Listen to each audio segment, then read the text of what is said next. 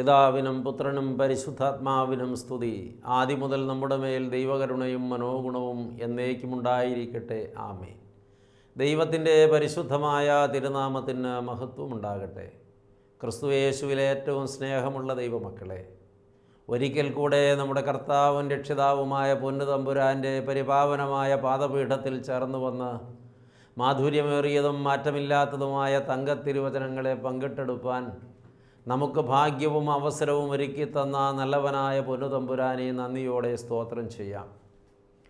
ഈ നാളുകളിൽ നാം ധ്യാനിച്ചു കൊണ്ടിരുന്ന ഒരു വിഷയം നിങ്ങളുടെ ഓർമ്മയിലുണ്ടല്ലോ. ഒരു ചിന്ത കൂടെ അതോട് ചേർത്ത് വയ്ക്കണമെന്ന് വിചാരിക്കുകയാണ്. യേശു വിളിക്കുന്നു. എന്തിനു വേണ്ടിയാണ് എൻ്റെ പൊന്നുതമ്പുരാൻ എന്നെ വിളിക്കുന്നത് എന്ന് നാം ചർച്ച ചെയ്തുകൊണ്ടിരുന്നു. ഒടുവിൽ കേട്ടത് സ്വാതന്ത്ര്യത്തിനായി അവൻ നമ്മെ വിളിക്കുന്നു എന്നാണ്. വിശുദ്ധനായ പത്രോസ്ലീഹ പൊതുവിനെഴുതിയ 1-ാം ലേഖനം 5-ാം അധ്യായത്തിൻ്റെ 10-ാമത്തെ തിരുവചനം ഈ ചിന്തയ്ക്കായിട്ട് വേർതിരിക്കാം. പത്രോസ് എഴുതിയ 1-ാം ലേഖനം 5-ാം അധ്യായത്തിൻ്റെ 10-ാമത്തെ തിരുവചനം. എന്നാൽ അല്പകാലത്തേക്ക് കഷ്ടം സഹിക്കുന്ന നിങ്ങളെ ക്രിസ്തുവിൽ തൻ്റെ നിത്യ തേജസ്സിനായി വിളിച്ചിരിക്കുന്ന സർവകൃപാലുവായ ദൈവം തന്നെ യഥാസ്ഥാനപ്പെടുത്തി ഉറപ്പിച്ച് ശക്തീകരിക്കും. യേശു വിളിക്കുന്നു. എന്തിനു വേണ്ടിയാണ് പ്രിയപ്പെട്ടവരെ വിളിക്കുന്നത്? തൻ്റെ നിത്യ തേജസ്സിനായി അവൻ നമ്മെ വിളിച്ചിരിക്കുന്നു. യഥാസ്ഥാനപ്പെടുത്തി ഉറപ്പിച്ച് ശക്തീകരിക്കുവാൻ അവൻ നമ്മെ വിളിച്ചിരിക്കുന്നു. അപ്പോസ്തലൻ ഈ ലേഖനം എഴുതുന്ന കാലത്ത് ക്രിസ്തുവിനെ പിൻപറ്റുന്നവർക്ക് വർണ്ണനാതീതമായ പീഡന പരമ്പരകളെ നേരിടേണ്ടതുണ്ടായിരുന്നു. ക്രിസ്തുനാമം പിന്തുടരുന്നവരെ ഉന്മൂലനം ചെയ്യുവാൻ റോമൻ ഗവൺമെൻറ്റിൻ്റെ ഒത്താശയോടുകൂടി ഒരുപാട് പ്രാതികൂല്യങ്ങൾ അവരുടെ മേൽ അടിച്ചേൽപ്പിച്ചിരുന്നു. യഹൂദ മതവും അവർക്കെതിരെ വേട്ടപ്പട്ടികളെപ്പോലെ കുരച്ചുകൊണ്ട് അക്രമോത്സുകരായി അവരെ വേട്ടയാടിക്കൊണ്ടിരുന്നു. ഈ സാഹചര്യത്തിൽ പീഡന പരമ്പരകളിലൂടെ കടന്നു പോകുന്ന വിശ്വാസ സമൂഹത്തെ ഉറപ്പിച്ചു നിർത്തുവാൻ അപ്പോസ്തലനായ പത്രോസ് പരിശുദ്ധാത്മാവിൽ ഈ വരികൾ കുറിക്കുകയാണ്. ഈ ഭൗമലോകത്തേക്കുള്ള കഷ്ടം അല്പകാലത്തേക്ക് മാത്രമുള്ളതാണ്. അല്ലെങ്കിൽ ഈ ഭൗമലോകത്തെ കഷ്ടങ്ങൾക്ക് അല്പായുസ് മാത്രമേ ഉള്ളൂ. ഇവിടം കൊണ്ട് നമ്മുടെ ജീവിതം തീരുന്നില്ല.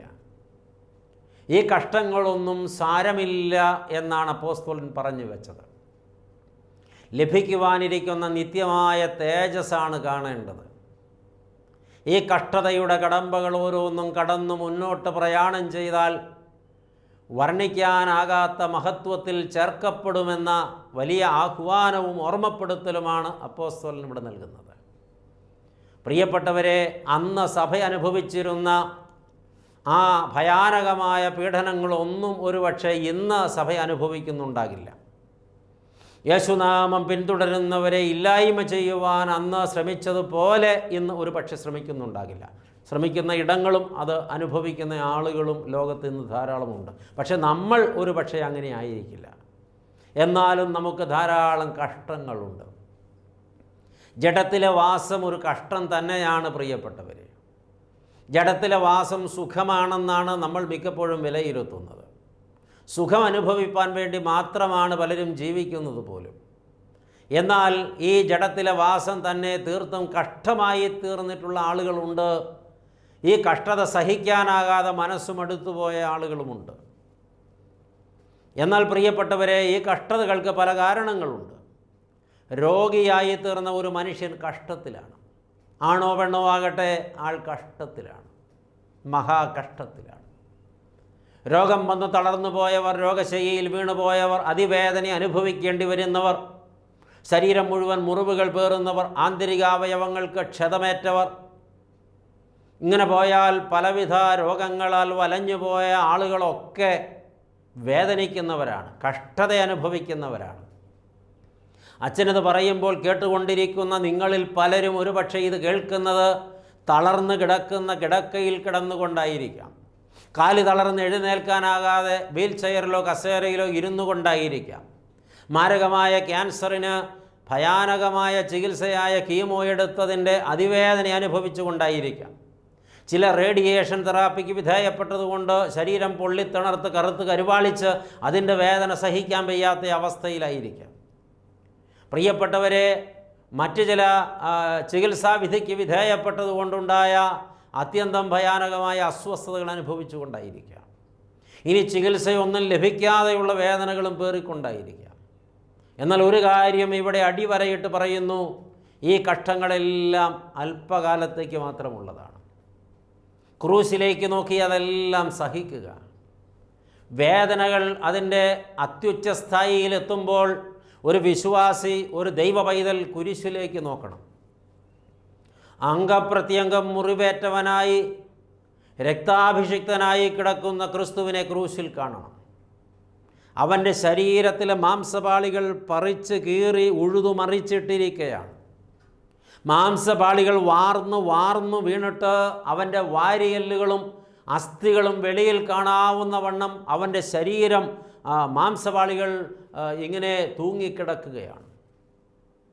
ഒരറവുശാലയിൽ അറുത്ത മൃഗത്തിൻ്റെ മാംസപാളികൾ അറഞ്ഞു തൂക്കിയിട്ടിരിക്കുന്നത് പോലെ കർത്താവ് ക്രൂശിൽ തൂങ്ങുകയാണ്. ഈ മുറിവുകളിലേക്ക് നോക്കിക്കൊണ്ട് വേദന തിന്നുന്ന ഒരു വിശ്വാസി പറയണം, എൻ്റെ പൊന്നു തമ്പുരാനെ, നീ ക്രൂശിലേറ്റ അതിഭയാനകമായ വേദനയുടെ പങ്കുപറ്റലാണ് എനിക്കിത്. ഈ വേദനകളെല്ലാം ഞാൻ സഹിക്കുമ്പോൾ ഞാൻ ക്രൂശിനോടടുക്കുകയാണ്, ക്രൂശിൽ ചേരുകയാണ്, ക്രൂശിൽ ചാരുകയാണ്, ക്രിസ്തുവിനോട് ചേരുകയാണ്, ക്രിസ്തുവിൻ്റെ മാർവിൽ ചേരുകയാണ്, ക്രിസ്തുവിനോടൊന്നാവുകയാണ്. വേദനകൾ പകുതിയാകും. കുരിശിനോടുള്ള പങ്കാളിത്തമാണ് സഹനങ്ങളെന്ന് തിരിച്ചറിയണം. സാധു കൊച്ചു കുഞ്ഞുപദേശി പാടിയ വരികൾ മറന്നു കാണില്ലല്ലോ നിങ്ങൾ. കഷ്ടനഷ്ടമേറി വന്നാൽ ഭാഗ്യവാനായിത്തീരുന്നു ഞാൻ, കഷ്ടമേറ്റ കർത്താവോട് കൂട്ടാളിയായിത്തീരുന്നു ഞാൻ. ആർക്കാണിത് അംഗീകരിക്കാനാവുക? ആരാണിത് സമ്മതിച്ചു കൊടുക്കുക? ഭക്തനത് പാടിയത് അത്രത്തോളം ഭക്തിയും ആത്മതീഷ്ണതയും ഉണ്ടായിരുന്നത് കൊണ്ടാണ്. ആ പാട്ടേറ്റുപാടുന്ന ആർക്കാണ് ഈ വരികളോടൊന്ന് താതാത്മ്യപ്പെടാനാവുക? കഷ്ടവും നഷ്ടവും എൻ്റെ ജീവിതത്തിൽ ഏറി വരുമ്പോൾ ഞാൻ ഭാഗ്യവാനായി തീരുകയാണ്. എന്തുകൊണ്ടെന്നാൽ എനിക്ക് വേണ്ടി കഷ്ടമേറ്റ എൻ്റെ പൊന്നു തമ്പുരാനോട് ഞാൻ താതാത്മ്യപ്പെടുകയാണെന്ന് ആർക്കാണ് പറയാനാവുക? അങ്ങനെ പറയാനാകുന്ന ഒരു വ്യക്തിക്ക് കർത്താവെ, കഷ്ടം എനിക്ക് സഹിക്കവയ്യ, ഈ കഷ്ടം എനിക്ക് സഹിക്കവയ്യ, എനിക്കിതിൽ നിന്നൊരു മോചനം തരണം, എത്രയും പെട്ടെന്ന് ഈ വേദന മാറ്റിത്തരണമെന്ന് മാത്രമേ പറയാനുണ്ടാകൂ. കർത്താവിൻ്റെ ക്രൂശോട് താതാത്മ്യപ്പെടാൻ മനസ്സുള്ള ഒരു വ്യക്തി അങ്ങനെയല്ല പ്രാർത്ഥിക്കുക. ഉപദേശി പ്രാർത്ഥിച്ചതുപോലെ, കർത്താവെ, ഇത് കർത്താവിൻ്റെ കഷ്ടാനുഭവങ്ങളിലുള്ള എൻ്റെ പങ്കുപറ്റലാണ്, അതുകൊണ്ട് ഞാൻ ഭാഗ്യവാനായി തീർന്നിരിക്കുന്നു, എനിക്ക് എൻ്റെ കർത്താവിൻ്റെ ക്രൂശിലെ സഹനങ്ങളോട് താതാത്മ്യപ്പെടാനൊരവസരം കിട്ടിയല്ലോ, ആകയാൽ ഞാൻ ഭാഗ്യവാനെന്നത്രേ പറയാൻ കഴിയുന്നത്. ഓർക്കണം പ്രിയപ്പെട്ടവരെ, ഈ വേദനകൾ എല്ലാ കാലത്തേക്കുമുള്ളതല്ല. മനുഷ്യൻ്റെ ജീവിതം ഈ ഭൂമിയിൽ അല്പകാലത്തേക്കുള്ളതാണ്. അതുകൊണ്ട് ഇവിടെ കഷ്ടമുണ്ടെങ്കിലും അതും അല്പകാലത്തേക്കുള്ളതാണ്. മനുഷ്യൻ്റെ ജീവിതം മരണത്തിൽ തീരുമെന്ന വൃഥാ ചിന്തയാണ് മനുഷ്യനെ വല്ലാതെ അസ്വസ്ഥനാക്കുന്നത്. മനുഷ്യൻ്റെ ജീവിതം മരണത്തിൽ തീരുന്നില്ല, മരണത്തിനപ്പുറം മനുഷ്യജീവിതം തുടരുന്നുണ്ട് എന്ന ആഴമേറിയ അറിവാണ് ദൈവമക്കൾ സമ്പാദിക്കേണ്ടത്. ഈ അറിവ് ഒരാളുടെ ഉള്ളത്തിൽ ആഴപ്പെട്ടാൽ പിന്നെ ഈ ഭൗമലോകത്തിലെ കഷ്ടങ്ങൾ ആ വ്യക്തിക്ക് സാരമില്ല. അപ്പോസ്തലൻ അടിവരയിട്ട് പറയുന്നുണ്ട്, നിങ്ങളെ വിളിച്ചിരിക്കുന്നത് നിത്യതേജസ്സിനായിട്ടാണ്. ഈ ഭൗമലോകത്തെ വാസത്തിനല്ല നിങ്ങളെ വിളിച്ചിരിക്കുന്നത്, നിത്യതേജസ്സിനായിട്ടാണ് നിങ്ങളെ വിളിച്ചിരിക്കുന്നത്. അവിടെ നിങ്ങൾക്ക് അല്ലലില്ല, അലച്ചിലില്ല, കഷ്ടമില്ല, രോഗമില്ല, വേദനകളില്ല, സഹനങ്ങളില്ല, പീഡനങ്ങളുമില്ല. അവിടെ നിങ്ങൾ ആനന്ദാനുഭൂതി നേടുന്നവരാണ്. അവിടേക്കുള്ള പ്രയാണ മാർഗത്തിൽ നിങ്ങൾക്ക് കുറേ കഷ്ടങ്ങളുണ്ട്. ഇതിൽ മനസ്സുമടുത്തിട്ട് യാത്ര ഉപേക്ഷിക്കരുത്. അച്ഛനിപ്പോൾ ചേർത്ത് പറയട്ടെ, പട്ടാളത്തിൽ ചേരുന്ന ഒരു വ്യക്തി, പോലീസിൽ ചേരുന്ന ഒരു വ്യക്തി, അവരുടെ പരിശീലനം അതികഠിനമായ പരിശീലനമാണ്. യാതൊരു ദയാദാക്ഷിണ്യവുമില്ലാതെയാണ് അവരെ പരിശീലിപ്പിക്കുന്നത്. എത്രയോ മണിക്കൂറുകൾ അവർ വെയിലത്ത് നിൽക്കേണ്ടി വരുന്നു, എത്രയോ കായികമായി അധ്വാനിക്കേണ്ടി വരുന്നു, എത്രമാത്രം ശരീരത്തിന് പരിക്കുകൾ പറ്റേണ്ടി വരുന്നു. എത്രമാത്രം വേദനകളോടെ അവർ വീണ്ടും സഹിച്ചുകൊണ്ട് പരിശീലനം ചെയ്യേണ്ടി വരുന്നു. ഇതൊക്കെ എനിക്ക് സഹിക്കവയ്യ എന്ന് വച്ച് പരിശീലന കാലഘട്ടത്തിൽ അവിടെ നിന്ന് ഒളിച്ചോടിപ്പോകുന്ന ഒരാൾക്ക് ഒരിക്കലും ഒരു പട്ടാളക്കാരനാകാനൊക്കില്ല, ഒരിക്കലും ഒരു വീറുറ്റ പോരാളിയാകാനൊക്കില്ല. പരിശീലന കാലഘട്ടം പ്രയാസമേറിയതാണ്, പക്ഷേ എത്തിപ്പെടുന്ന ഇടമോ അത് ആ വ്യക്തിക്ക് മഹത്വം നൽകുന്ന ഇടമാണ്. ഭൗമലോകത്ത് ജീവിക്കുന്ന ദൈവമക്കൾക്ക് നിത്യതേജസ്സിൻ്റെ മഹാനന്ദത്തിനു വേണ്ടിയുള്ള ഒരുക്കമാണ് ഇവിടെ നടക്കുന്നത്. ട്രെയിനിങ് ആണ് ഇപ്പോൾ സംഭവിക്കുന്നത്. ഈ ട്രെയിനിങ് ഒരു പക്ഷേ നമ്മുടെ ജീവിതത്തിൽ വലിയ വേദനകളൊക്കെ നമുക്ക് തരുന്നുണ്ടാകാം. നാളെ മഹാമഹത്വത്തിലേക്കുള്ള പ്രവേശനമാണത്. ഈ ട്രെയിനിങ്ങിലൂടെ നാം എന്ത് നേരിടുവാൻ കരുത്ത് നേടി ഈ ലോകത്തിൻ്റെ എല്ലാ പരീക്ഷകളെയും പ്രാതികൂല്യങ്ങളെയും വീറോടെ പോരാടി അതിനെ മറികടക്കാനുള്ള പ്രാപ്തി നേടിയാൽ ലഭ്യമാക്കാൻ നമുക്ക് തരുവാൻ വെച്ചിരിക്കുന്ന മഹത്വത്തിൻ്റെ കിരീടം എത്ര ശ്രേഷ്ഠമാണ്. ഇനി മറ്റൊരു വിധത്തിൽ ചിന്തിച്ച് നമുക്കറിയാം, ഒളിമ്പിക്സ് പോലുള്ള ഒരു മത്സരവേദിയിലേക്ക് പരിശീലനം നടത്തുന്ന ആളുകൾ എന്തുമാത്രം വേദനയോടുകൂടിയാണ് അവർ ഓരോ ഐറ്റമും പരിശീലിക്കുന്നത്. എത്രമാത്രം പീഡനങ്ങളാണ് അവർ അതിനു വേണ്ടി സഹിക്കുന്നത്. ഇതെല്ലാം സഹിക്കുമ്പോഴും അവരുടെ പ്രതീക്ഷ വിജയകിരീടം ചൂടുന്ന ഒരവസ്ഥയിലാണ്. ഒരുപാട് സഹനങ്ങൾ നടത്തിക്കൊണ്ടവർ മത്സരത്തിനിറങ്ങിയിട്ട് അവർക്ക് ഗോൾഡ് മെഡൽ കിട്ടുമ്പോൾ, സിൽവർ മെഡൽ കിട്ടുമ്പോൾ, അവർ നിന്ന് തുള്ളിച്ചാടുമ്പോൾ ഈ വേദനകളെല്ലാം അവർ മറക്കുകയാണ്. വരാനിരിക്കുന്ന ഒരു മഹത്വമാണ് അവരുടെ ഈ സഹനത്തിൻ്റെ പിന്നിലുള്ളത് എന്നതൊരു സത്യമാണ്. ഇനി അതോട് മറ്റൊരു ഉദാഹരണം ചേർത്ത് വെച്ചാൽ, ഒരു സ്ത്രീ ഒരു കുഞ്ഞിന് ജന്മം നൽകുവാൻ അവൾ സഹിക്കുന്ന സഹനങ്ങൾ എത്രയാണ്. എന്തുമാത്രം വേദനകൾ തിന്നിട്ടാണ് ഒരു സ്ത്രീ അമ്മയായിത്തീരുന്നത്. ഗർഭവതിയായ ഒരു സ്ത്രീ അനുഭവിക്കുന്ന ശാരീരിക അസ്വസ്ഥതകൾ, മാനസിക അസ്വസ്ഥതകൾ, അവൾക്കുണ്ടാകുന്ന വേദനകൾ, ഞെരുക്കങ്ങൾ, ഇത് മറ്റൊരാൾക്ക് വർണ്ണിച്ചാൽ മനസ്സിലാകില്ല. ഒരിക്കലെങ്കിലും അമ്മയായിത്തീർന്നവൾക്ക് അമ്മയാകാനൊരുങ്ങുന്ന ഒരു പെണ്ണിൻ്റെ എല്ലാ നൊമ്പരങ്ങളും മനസ്സിലാകും. അല്ലാത്തൊരാൾക്കത് മനസ്സിലാകില്ല. ഒടുവിൽ ആ വേദനകളുടെ ഉച്ചസ്ഥായിയിൽ അവൾ എത്തുമ്പോഴാണ് അവൾ ഈറ്റുനോവ് അനുഭവിച്ചു തുടങ്ങുന്നത്. ലോകത്തിന്നു വരെ മനുഷ്യൻ അനുഭവിച്ചതിൽ വെച്ചത് ഏറ്റവും വലിയ നൊമ്പരമാണ് ഈറ്റുനോവെന്ന് പറയുന്നു. പ്രിയപ്പെട്ടവരെ, അത് അനുഭവിക്കുമ്പോൾ ആ സ്ത്രീ അവളുടെ പ്രാണൻ പറഞ്ഞു പോകുന്ന വേദനയിൽ പിടയുകയാണ്. പക്ഷേ അതിൻ്റെ ക്ലൈമാക്സ് എന്താണ്? കൈകാലിട്ടടിക്കുന്ന, പുഞ്ചിരി തൂകുന്ന, അല്ലെങ്കിൽ വാതുറന്നുറക്കെ കരയുന്ന തൻ്റെ കുഞ്ഞിനെ തൻ്റെ ഉള്ളംകൈയിൽ കിട്ടുമ്പോൾ, തൻ്റെ മാറിൽ ആ കുഞ്ഞ് വന്ന് കിടക്കുമ്പോൾ ആ അമ്മ അനുഭവിക്കുന്ന ഒരനുഭൂതിയുണ്ടല്ലോ, ആ അനുഭൂതി അവൾക്ക് അനുഭവേദ്യമാകണമെങ്കിൽ അവൾ ഈ കടമ്പകളെല്ലാം കടന്ന് സഹന പരമ്പരകളിലൂടെ വന്നാലേ സാധിക്കുകയുള്ളൂ. അവൾ ഈ കഷ്ടങ്ങളൊന്നും സാരമില്ല. ഈ കഷ്ടങ്ങളെല്ലാം ഒരു വലിയ മഹത്വത്തിലേക്കുള്ള ചവിട്ടുപടികളാണ്. വലിയൊരു മഹത്വം അവൻ നമുക്ക് തരാൻ വെച്ചിട്ടുണ്ട്. അതിനു വേണ്ടിയാണ് അവൻ നമ്മെ വിളിക്കുന്നത്. കയറിപ്പോകാനുള്ള പടവുകളൊന്നും അത്ര സുഖകരമല്ല. പക്ഷേ ഈ വേദനിപ്പിക്കുന്ന കല്ലും മുള്ളും നിറഞ്ഞ, മുറിവുകളേറെ തരുന്ന, ഒരുപാട് ഒറ്റപ്പെടുത്തുന്ന, ഒരുപാട് സഹനങ്ങളുള്ള പടവുകൾ താണ്ടി മുകളിലെത്തിയാൽ വർണ്ണിക്കാനാകാത്ത മഹത്വമാണ്, അത്ര വലിയ തേജസ്സാണ് അവൻ നമുക്ക് വേണ്ടി തരുവാൻ കാത്തുവച്ചിരിക്കുന്നത്. ആരുടെയും കണ്ണ് കണ്ടിട്ടില്ലാത്ത, കാത് കേട്ടിട്ടില്ലാത്ത, ഒരാളുടെയും ഹൃദയത്തിൽ നിരൂപിച്ചിട്ടില്ലാത്ത മഹത്വമാണ് അവൻ നമുക്ക് വേണ്ടി വാഗ്ദത്തം ചെയ്തിരിക്കുന്നത്. കർത്താവിനോടൊപ്പം എത്തുവാനുള്ള മഹത്വമാണ് അവൻ നമുക്ക് വാഗ്ദത്തം ചെയ്തിരിക്കുന്നത്. രാജാതിരാജനും ലോകൈക ചക്രവർത്തിയുമായ പൊന്നുതമ്പുരാൻ യേശുമശിഹായി ഇരിക്കുന്ന മഹത്വ സിംഹാസനത്തിൽ അവനോട് കൂടെ ഇരുത്തുമെന്ന വാഗ്ദത്തമാണ് നൽകിയിരിക്കുന്നത്. അവനോട് കൂടെ ഇരുത്തുമെന്ന വാഗ്ദത്തം. വീണ്ടും പ്രിയപ്പെട്ടവരെ, മനുഷ്യന് നൽകുവാൻ വച്ചിരിക്കുന്ന മഹത്വത്തെക്കുറിച്ച് യോഹന്നാൻ അപ്പോസ്തലൻ രേഖപ്പെടുത്തിയിട്ടുണ്ട്. യോഹന്നാൻ എഴുതിയ 1-ാം ലേഖനം 3-ാം അധ്യായത്തിലാണ് അത് രേഖപ്പെടുത്തിയിട്ടുള്ളത്. കാൺമീൻ, നാം ദൈവ മക്കളെന്ന് വിളിക്കപ്പെടുവാൻ പിതാവ് നമുക്ക് എത്ര വലിയ സ്നേഹം നൽകിയിരിക്കുന്നു. ആമേൻ. നാം ഇപ്പോൾ ദൈവ മക്കളാകുന്നു. എന്നാൽ നാം ഇന്നതായിത്തീരുമെന്ന് ഇതുവരെയും വെളിപ്പെട്ടിട്ടില്ല. യേശു ക്രിസ്തു പ്രത്യക്ഷനാകുമ്പോൾ രാജാധിരാജനും കർത്താധികർത്താവുമായവൻ തൻ്റെ മഹത്വത്തിൽ പ്രത്യക്ഷനാകുമ്പോൾ വെള്ളോട്ടിന് സമമായ കൈകാലുകളുള്ളവനായി, മാറത്ത് പൊൻകച്ച കെട്ടിയവനായി, തവളപ്പഞ്ഞി പോലെ തലമുടിയുള്ളവനായി, സൂര്യനെപ്പോലെ ശോഭിക്കുന്ന മുഖമുള്ളവനായി, തീ പോലെ കത്തുന്ന കണ്ണുള്ളവനായി, തേജസ്സിൻ്റെ രാജാവ് മഹത്വത്തിൽ പ്രത്യക്ഷനാകുമ്പോൾ നാം അവനെ താനിരിക്കും പോലെ തന്നെ അവൻ്റെ സകല മഹത്വത്തോടും കൂടെ കാണുന്നതാകയാൽ നൊടി നേരത്തിനുള്ളിൽ നാം രൂപാന്തരപ്പെട്ട് അവനോട് തുല്യരായിത്തീരുമെന്നാണ് യോഹന്നാൻ അപ്പോസ്തലൻ എഴുതി വെച്ചത്.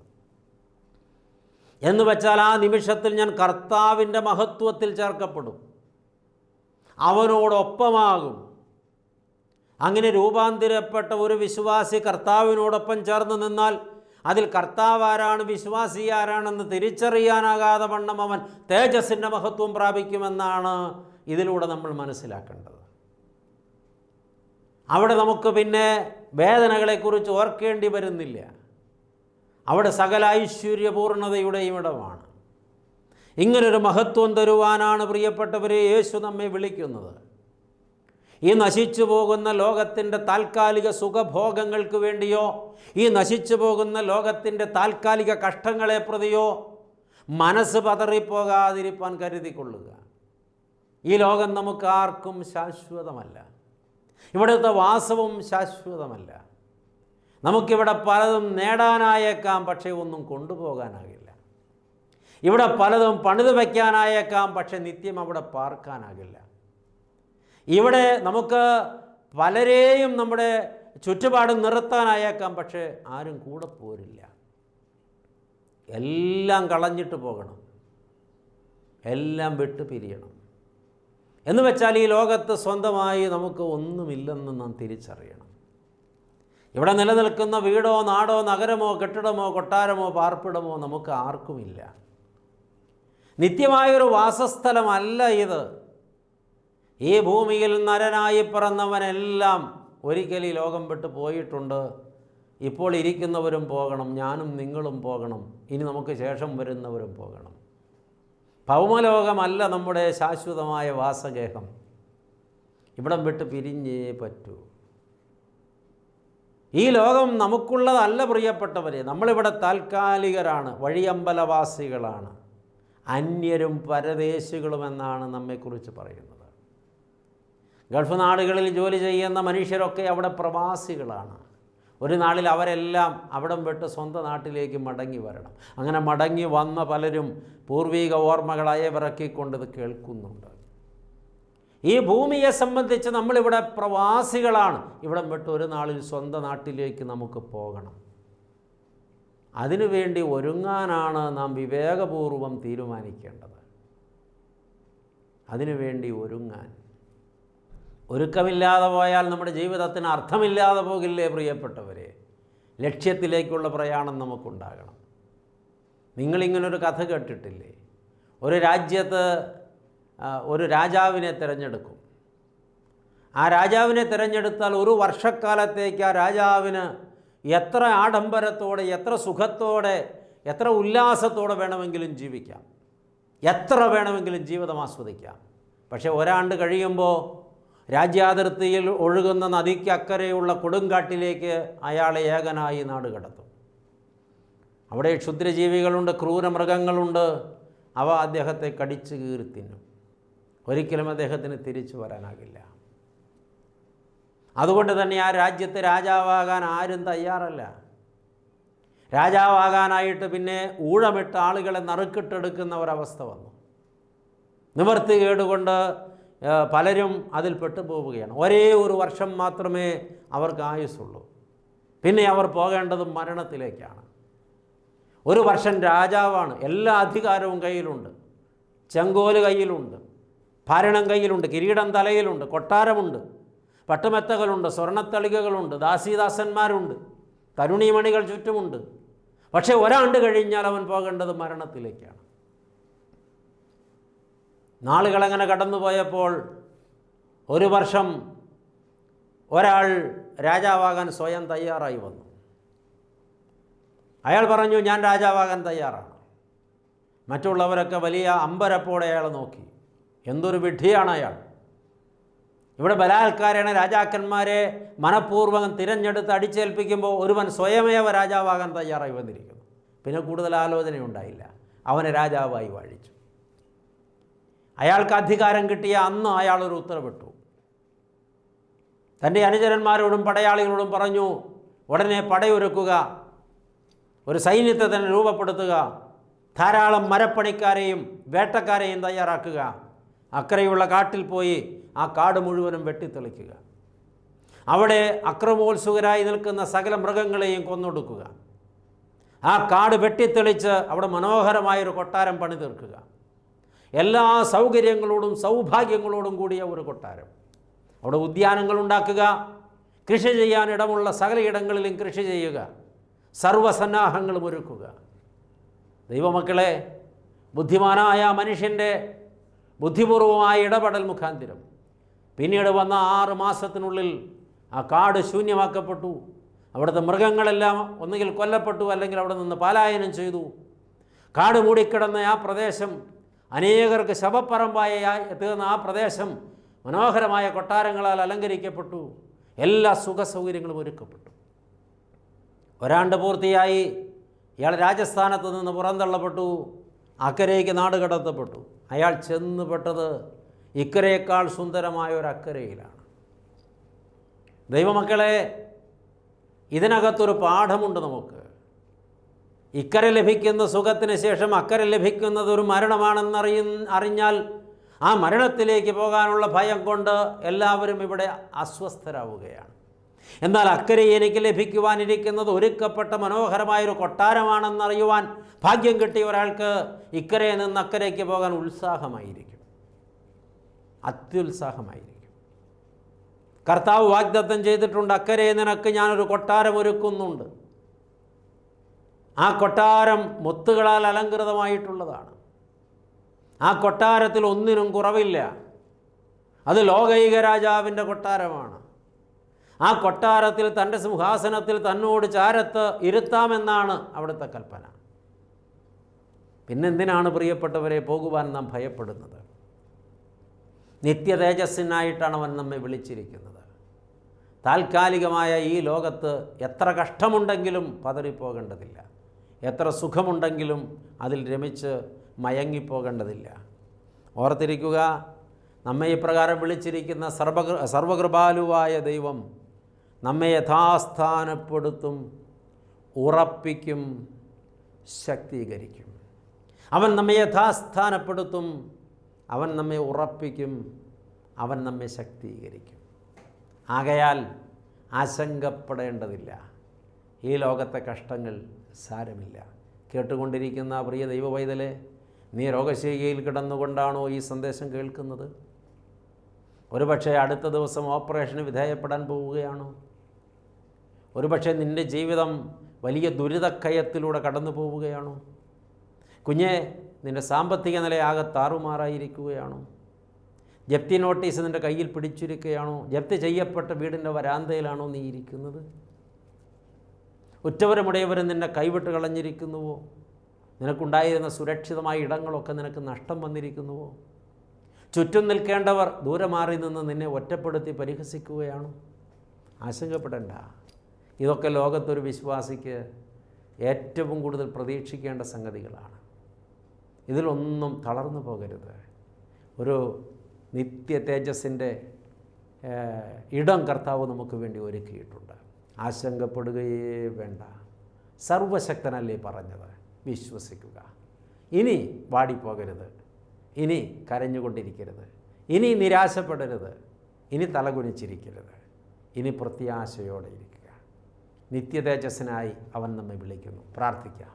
സ്നേഹവാനായ ദൈവമേ, സ്വർഗസ്ഥ പിതാവേ, ഭാഗ്യകരമായ നല്ല സമയത്തിനായി നന്ദിയോടെ സ്തോത്രം. ഞങ്ങളെ കേൾപ്പിച്ച ഈ വിലപ്പെട്ട സന്ദേശത്തിനായി ഞങ്ങൾ നിന്നെ സ്തുതിക്കുന്നു. ദൈവമേ, ഭൗമലോകത്ത് കഷ്ടമുണ്ട്, എന്നാൽ നിത്യമായൊരു തേജസ് ഞങ്ങൾക്ക് വേണ്ടി ഒരുക്കപ്പെട്ടിട്ടുണ്ട്. അതോർക്കുമ്പോൾ ഈ ലോകത്തെ കഷ്ടങ്ങൾ സാരമില്ല എന്ന് അവിടുന്ന് ഞങ്ങളെ വളരെ മനോഹരമായി ഉപദേശിച്ച് പഠിപ്പിച്ചല്ലോ. വിശ്വാസിയുടെ പ്രത്യാശ മുഴുവനും ആ നിത്യതയിലാണ്. ദൈവമേ, ഞങ്ങൾ ഈ ലോകത്ത് മാത്രം ഞങ്ങളുടെ മനസ്സുറപ്പിച്ചിരിക്കുന്നുവെങ്കിൽ ഞങ്ങൾ വിശ്വാസികളല്ല, പ്രത്യാശയുള്ളവരുമല്ല. നിത്യതയിൽ ഞങ്ങൾ മനസ്സുറപ്പിച്ച് ഈ ലോകത്തെ കഷ്ടങ്ങൾ സാരമില്ലെന്നെണ്ണി കർത്താവിൽ വിശ്വസിച്ച് അവിടുത്തെ വാഗ്ദത്തത്തിൽ വിശ്വസിച്ച് ഞങ്ങളുടെ ജീവിതം മുൻപോട്ട് നയിപ്പാൻ ഞങ്ങളെ സഹായിക്കണം. കൃപ ഞങ്ങളോട് കൂടെ ഇരിക്കണം. നല്ല ദൈവമേ, പ്രാർത്ഥന കേട്ടതുകൊണ്ട് സ്തോത്രം. ഞങ്ങൾ നിനക്കും ഏകജാതനും പരിശുദ്ധാത്മാവിനും സ്തുതിയും സ്തോത്രവും സമർപ്പിക്കുന്നു, ഇപ്പോഴും എപ്പോഴും എന്നേക്കും തന്നെ. ആമേൻ.